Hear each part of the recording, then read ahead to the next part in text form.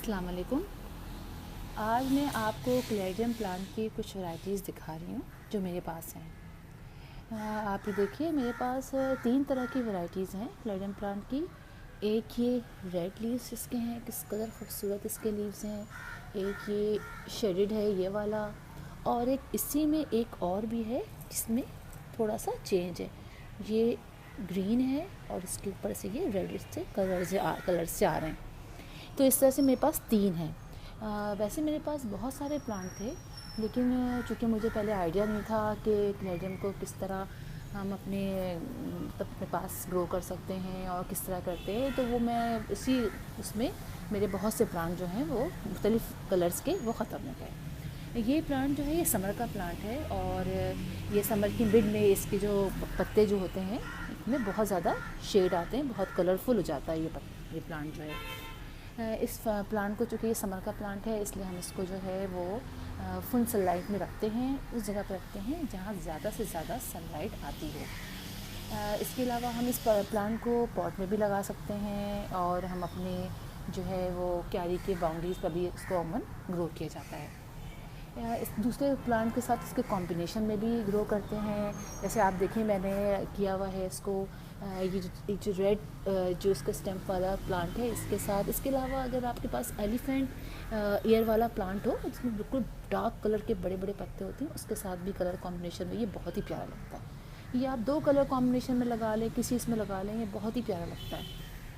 इसके लिए हम जब ज़मीन लेते हैं, इसकी जो पॉट सॉइल लेते हैं, वो जो है बहुत सॉफ्ट नहीं होनी चाहिए, इसलिए कि इसके नीचे जो बल्ब बनते हैं वो बहुत तेज़ी से ग्रो करते हैं। अगर हमने एक यहाँ पर लगाया तो कुछ ही दिनों में ये पूरा गमला जो है इसके बल्ब से भर जाता है, और जगह जगह इसके प्लांट निकलना शुरू हो जाते हैं। इसलिए हमें इसकी मिट्टी जो है वो बहुत लूज़ लेनी चाहिए, और इस बल्ब को नीचे लगाएं हम पॉट के अंदर, तो हमें 2 इंच नीचे लगाते हैं, ज़्यादा गहरा नहीं लगाते, वरना तो ये जो है वो फिर निकलने में बहुत टाइम लेते हैं।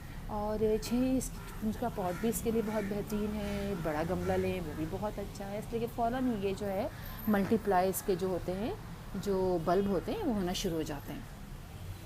इसमें हमें कोई ख़ास फर्टिलाइज़र की ज़रूरत नहीं पड़ती है, वो इसलिए भी कि इसका जो बल्ब होता है उसके अंदर ऑलरेडी काफ़ी फूड स्टोर होता है, और वो आराम से उसको कवर कर लेता है, अगर हम बहुत कुछ ख़ास फर्टिलाइज़र ना भी डालें तो। उसके अलावा हम अगर उसका बल्ब लगाते हैं तो 4 से 5 दिन के अंदर इसका बल्ब जो है उसमें से स्प्राउटिंग शुरू हो जाती है और पत्ता बाहर निकल आता है। और बाज़ औक़ात ये भी होता है कि हम लगाते हैं और वो नहीं निकलता, हम परेशान होते हैं।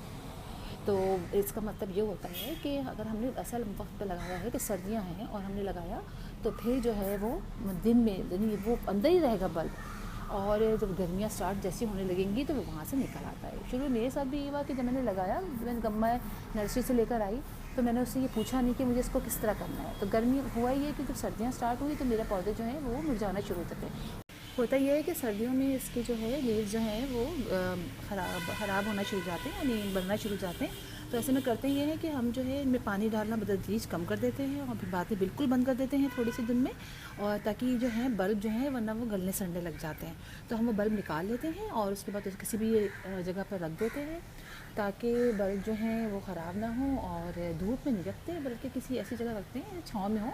और 2 महीने बाद, जब 3 महीने बाद जब गर्मियाँ स्टार्ट होती हैं, या फिर मार्च का महीना जब आता है, तो बल्ब वापस हम लगा देते हैं और नॉर्मली पानी डालना शुरू कर देते हैं, और बल्ब से फिर दोबारा से वो जो लीव्स जो हैं वो निकलना शुरू हो जाते हैं। बस ये बात याद रखें कि पानी का स्पेशली इसमें ख्याल रखना होता है। पानी अगर आपने सही से डाला तो आपके प्लांट सही रहेंगे। सर्दियों में पानी बहुत कम डालना होता है, जैसे जैसे सर्दियाँ बढ़ती जाती हैं हम पानी जो है वो बतदरीज कम करते चले जाते हैं। और उसके बाद जो है तो प्लांट जब ख़त्म होते हैं तो आप पानी डालना छोड़ दीजिए और बल्ब निकाल लीजिए। आई होप आप समझ गए होंगे कि हमें किस तरह इसकी केयर करनी है और किस तरह लगाना है। अब किसी और टॉपिक के साथ फिर आपसे मुलाकात होगी। अल्लाह हाफिज़।